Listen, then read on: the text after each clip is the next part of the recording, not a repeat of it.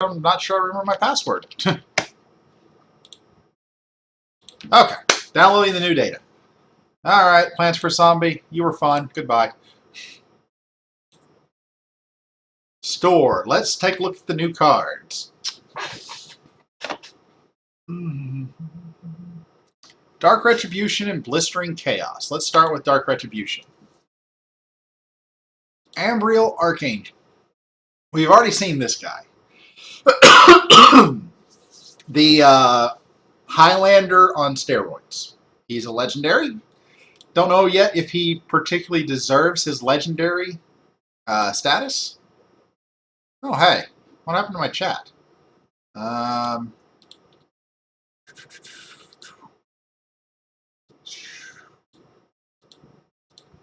There we go. Chat's fixed.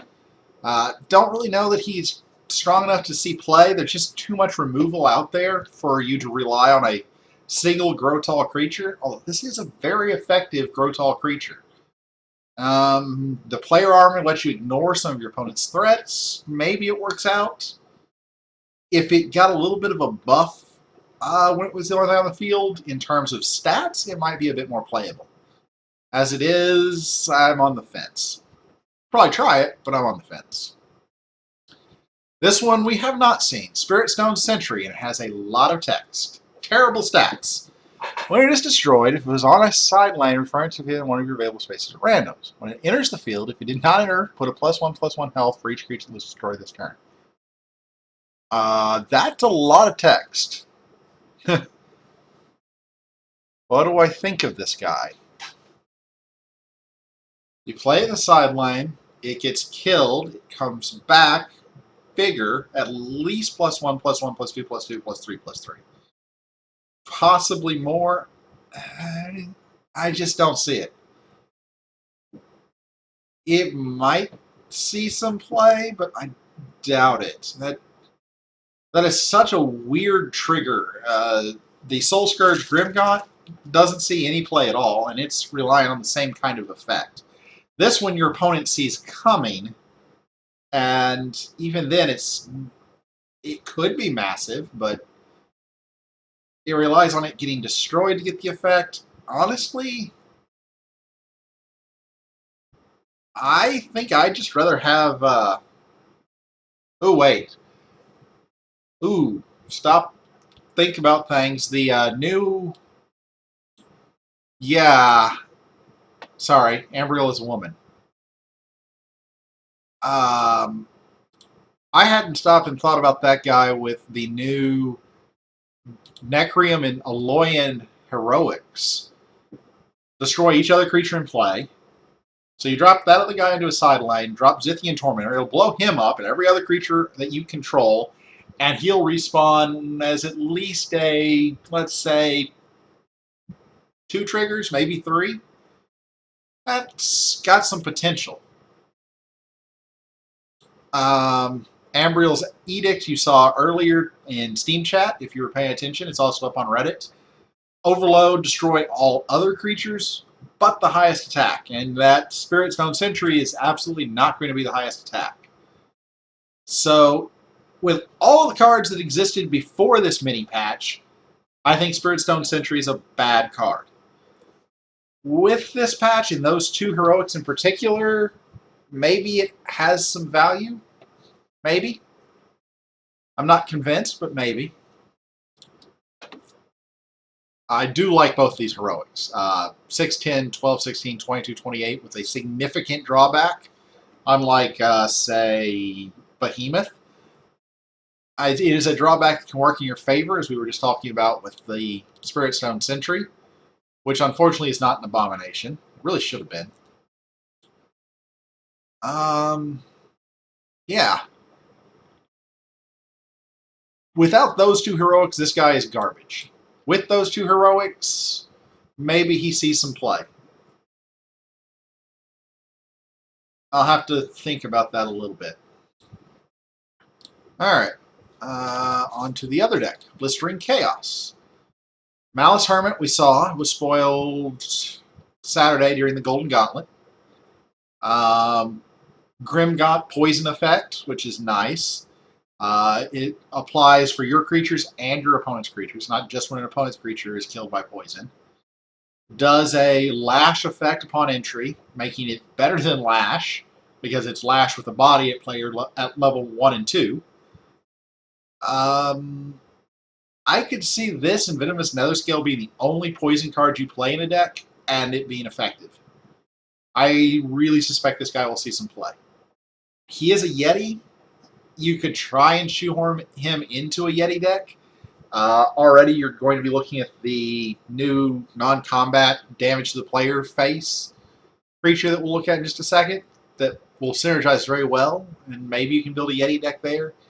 Not convinced, but I would almost rather this guy have not been a Yeti, though, because I like the idea that the Yeti deck is a unlegendary deck that is somewhat viable. And now if you're going to try and shoehorn this guy in, it's no longer unlegendary. Doop, doop, doop, doop, doop, doop, doop. Heroics. Well, we'll go ahead and do the Windspark Elemental. Whenever creature an opponent controls takes non-battle damage, that creature deals, or this deals that much damage to its controller. So, poison damages both the creature and the player, every removal spell. The thing that is utterly, utterly terrifying with this guy is stop and think about rage. And if you do stop and think about rage, go curl up into a corner and cry. This does nasty, nasty, horrible, evil, terrible, awful things with rage. Yes, its own stats are pretty lackluster, but you've got, let's say, a Scorchmane Dragon 2 and a Frostmane Dragon 1 on the board. You play Rage to take out 2 creatures and deal 17 damage to the face. And if you drop this guy in front of another creature, it's another 2 or 5 damage to the face. Oh wait, I didn't add the Rage attack bonus. Add a few more damage to that. That gets ridiculous very quickly. And then if you actually do remove the creatures, then on combat, the Scorchmane and the Frostmane hit for more damage. Yeah, that's scary. This guy brings Rage back into the top of the meta, I think. I think Rage will be a tier 1 deck again. And I'm kind of terrified of it. Yeah. Yes, he could work with poison. Rage is where I am looking for my damage. Alright, the 2 heroics I haven't seen. Primordial Invoker. 6'10", 16, so he's a rule of 6 creature. Low health. When it enters the field, deal 4 damage split between an opponent and creatures they control randomly. So it's Knife Juggler from, or not Knife Juggler, what is it? I don't remember. One of the Hearthstone cards. Do so much damage, split evenly, or split between creatures randomly. Throws little powder kegs, I can't remember what it's actually called. Mad Bomber, thank you, Miriam. This guy is Solforge's Mad Bomber. I'm not terribly impressed with it. It's okay, I guess. You can't rely on it for removal because you don't know what it's going to hit.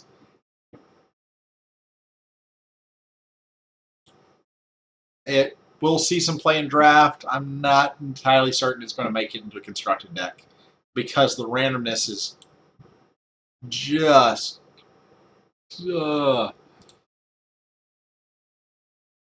yeah, you can't rely on it for anything.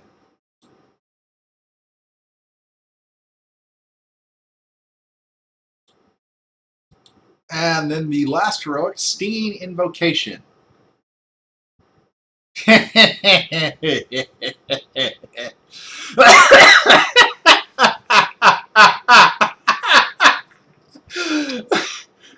Oh, that's beautiful. That is awesome.